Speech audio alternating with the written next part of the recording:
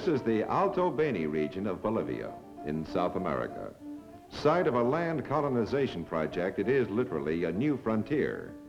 It is one of many new frontiers unfolding today in our sister republics to the south. Frontiers springing from the same needs, the same hopes, the same aspirations which once beckoned pioneers to our own far west. And here, as on that earlier, older American frontier of another era, the United States Army has a role to play and a mission to accomplish.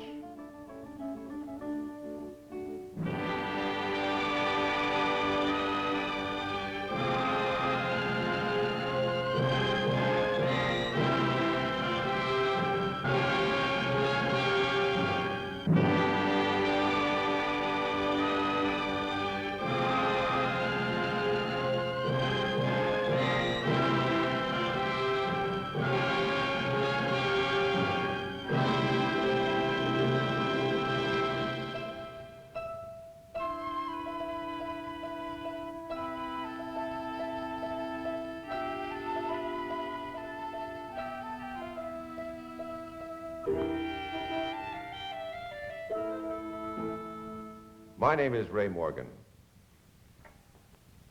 Most Americans are aware of the United States Army's role in the development of our own West, a saga which began with exploration in the days of Thomas Jefferson and ended with the cavalry charging over the hill to protect wagon trains from Indian raids in the days following the Civil War.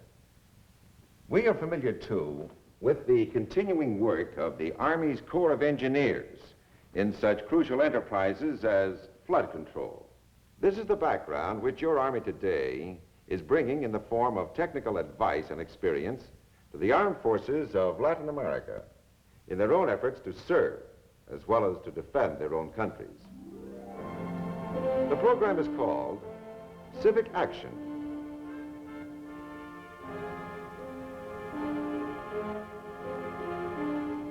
This is La Paz, the city of peace, some 13,000 feet up in the Bolivian Andes. It has been said that airplanes do not land in La Paz. They merely fly along and stop.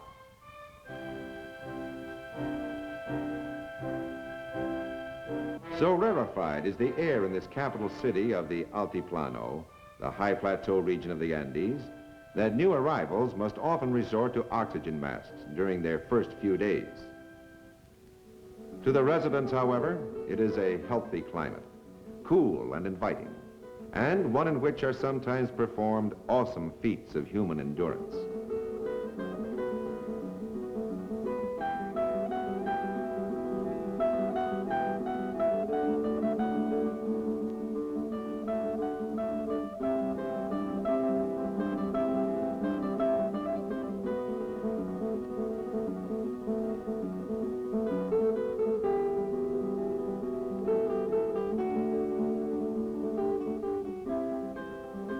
For well over half of Bolivia's population, the thin, cool air of the Altiplano is the ideal place to live. And this is a Bolivian problem.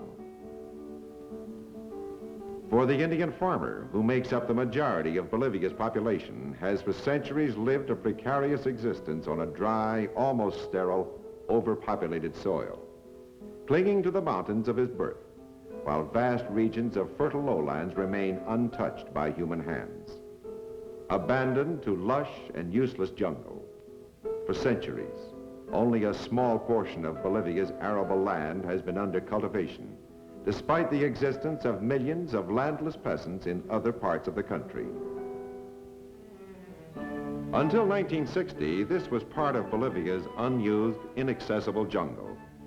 What has happened since here in the Alto Beni region through the joint efforts of the Bolivian and American governments is perhaps the best example in South America of what a civic action program can really accomplish. I'm Captain Alfredo Luro of Bolivia. The area about which Mr. Morgan speaks, the Alto Beni, is a rich valley lying along the Beni River, some 250 kilometers from La Paz, our capital city. In 1959, some 35,000 acres of this rich land was set aside by our government for colonization by families of the Aymara Indians, a people who for centuries have suffered the privations of life on the harsh Altiplano. First, with help and technical advice from the United States Aid Mission, a road was cut through the jungle, connecting the area with the nearest town, Caranavi, 76 kilometers away.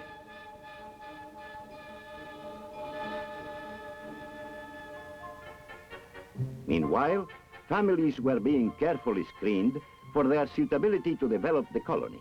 Physical examinations were given, medical attention, and immunization shots were needed.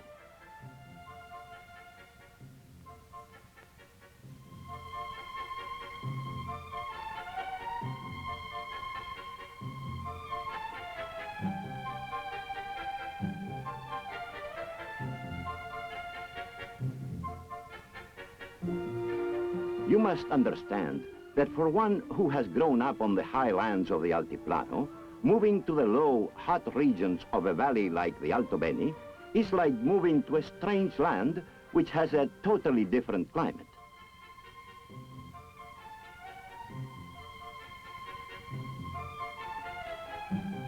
Yet they did come, thousands of them. Coming from the cold Altiplano, their clothing is unsuited to the tropical climate of the Alto Beni, and in most cases, they are too poor to buy even the simplest clothing.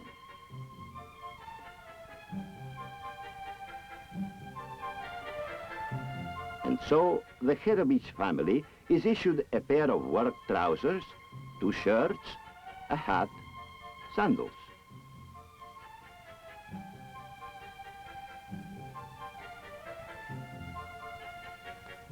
For most of these men, the simplest form of factory-made hoe or shovel is a modern tool of agriculture.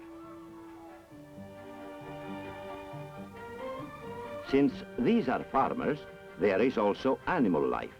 Each family receives 3 chickens, 1 rooster and 2 hens, all from purebred stock. Also, each community has available a purebred boar for breeding with sows owned by the new settlers. But the real reward is land, 30 acres of it.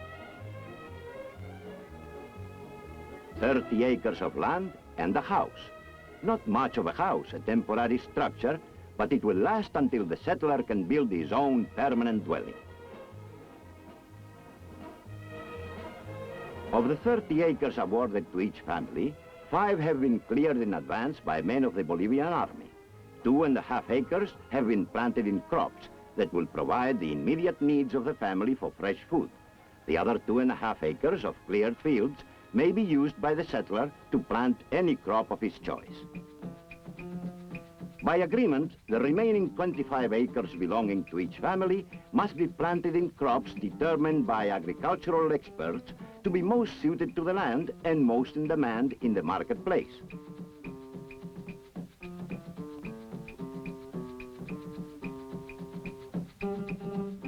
Some parts of our new community might seem strange to North American eyes.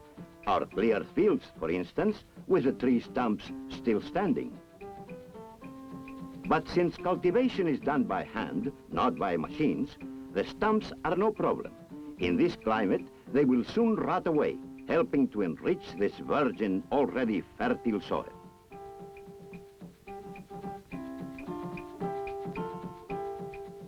The houses, too, are clustered together in communities. The plan was to have each family's house in the midst of its own fields, but it quickly became apparent that the Indians, used to the tribal custom of living closely together, became lonely when separated, and so we changed the plan to fit the people. There are 16 houses in each community, and 5 communities in the project. Alto Beni is only the first of such projects.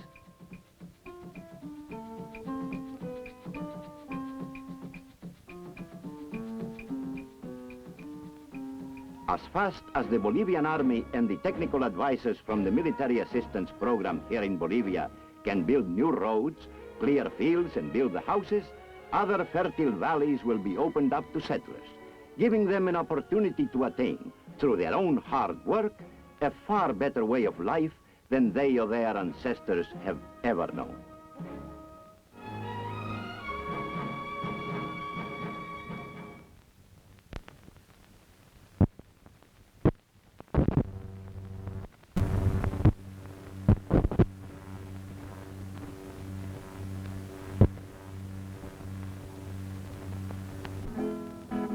The Alto Beni resettlement program is the largest presently working as part of the United States aid program for Latin America. A pilot program for others to follow, it is already making possible a new life for people who until just a short time ago had no future beyond bare existence. We share our hemisphere with many such people. The 200 million citizens of Latin America occupy a potentially rich landmass, more than 2.5 times the size of the United States. Yet, more than half suffer from infectious or dietary disease, and more than half have never slept in a bed. Perhaps the main problem, the obstacle which stands in the way of solution for so many others, is illiteracy. In many parts of Latin America, as many as 3 citizens out of 4 cannot read or write. Without education, development of a modern industrial nation is obviously impossible. In the Latin American Republic of Colombia, the illiteracy rate is such that the average Army recruit spends much of his time in service simply learning to read and write. This situation has now been recognized as a perfect opportunity for the emerging concept of Army civic action. Civic action in Colombia, as elsewhere in Latin America, is a way of using the organization and technical skills of the nation's army to attack pressing social problems. Civilian and military officials of the government, working with various forms of United States assistance and technical advice, have inaugurated here an integrated, intensive program of teaching people to read and write, beginning with the young Army recruit, who will eventually take this knowledge back to his home community.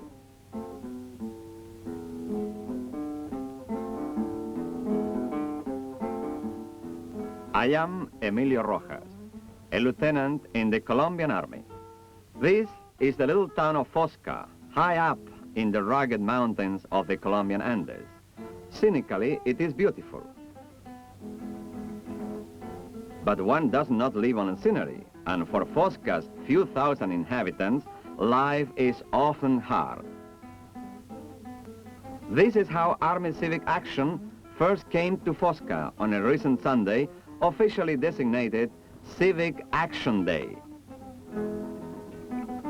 Civic Action Day in Fosca, as in other towns throughout the nation, was a kind of an announcement, an advertisement to tell the local population that something new was about to happen.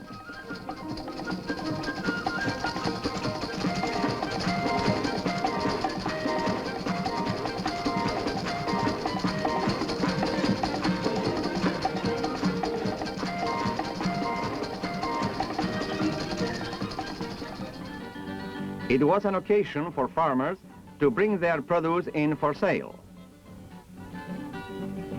For everyone involved in the project, including U.S. advisors, to meet and participate in a concerted demonstration of what civic action aims to accomplish. Stations were set up around the village square to which people with a problem might go for assistance. A Colombian Army veterinarian, for instance, was on hand to take care of livestock problems. For the pressing problems of the communities very poor, there was a free food distribution from Army commissary stores.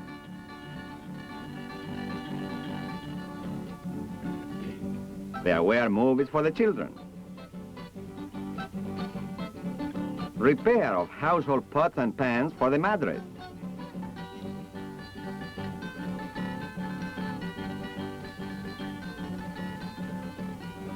And shoe repairs for everybody.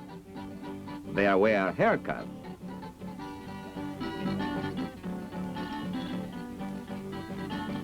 And free soft drinks.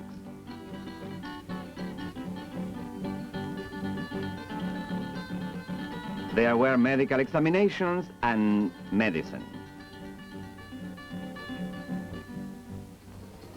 But the event was primarily an introduction for things to come, a way of dramatizing this new program. so that those for whom it is intended would be encouraged to come forth and make use of it.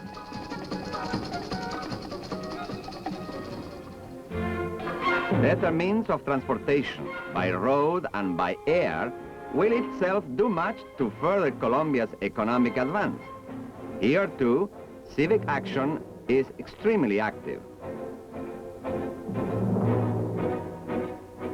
This operation, involving Colombian Army personnel and U.S. technical advisors, is designed to create an airstrip capable of handling larger cargo-carrying aircraft near the town of Melgar.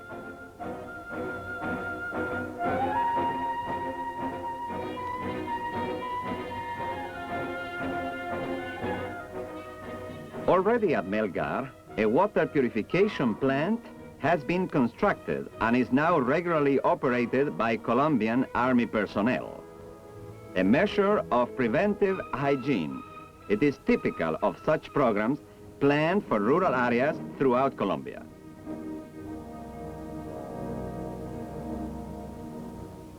This is the Tolima Highway project. When completed, it will provide an all-weather road into an area which today is inaccessible except by mule or on foot.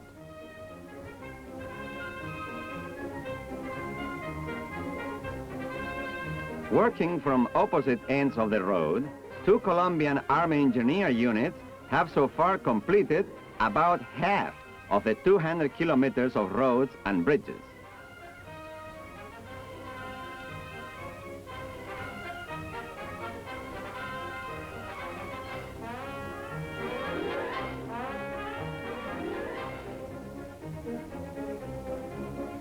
During this project, we have had the continuous assistance of experts from the United States Army Corps of Engineers. Their work and advice has served as a valuable training program for our own military engineers.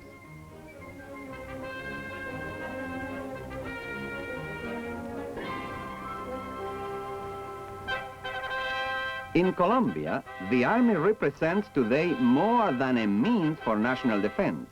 It is a repository of skills and technical knowledge which can be drawn upon by all our people.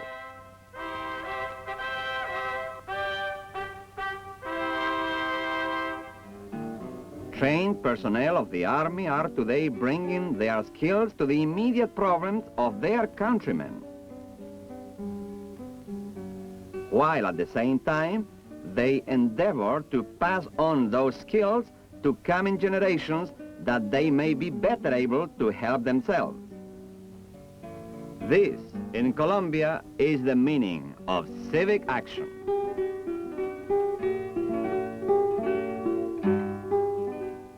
Largest of the Latin American civic action programs, which might be described as putting armies to their maximum peacetime use, is the Civic Action Program of Ecuador. Here in this Andean nation, which literally straddles the equator, the United States Department of Defense has committed some $1,800,000 to the development of a civic action program as broad as the needs of a people struggling against the iron rule of inherited poverty. I am Guillermo Ortiz Diaz of the Ecuadorian Army.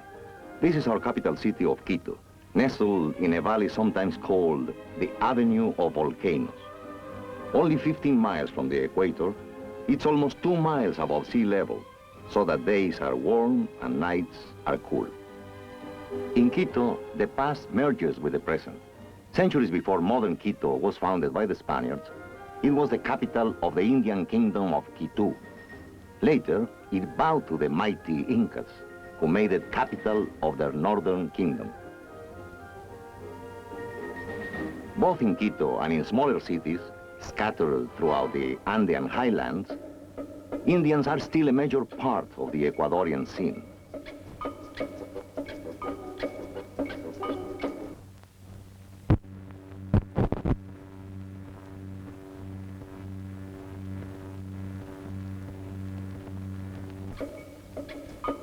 Long before our country was settled by the Spaniards, Indians were bringing their products to the village market to trade for products brought by other Indians from as far off as the headwaters of the Amazon.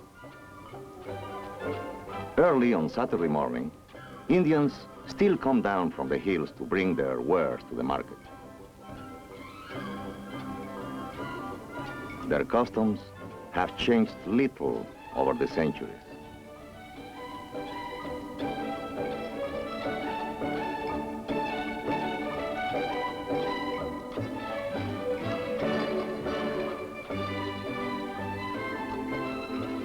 Their blankets and shawls are fine and durable and much in demand, but they are shrewd bargainers. Picturesque as such scenes appear, they must in time give way to more modern techniques. We can no longer afford methods such as this for the drying of cocoa beans, for example.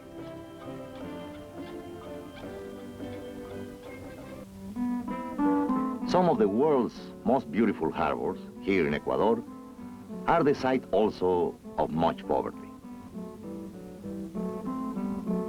These tank trucks contain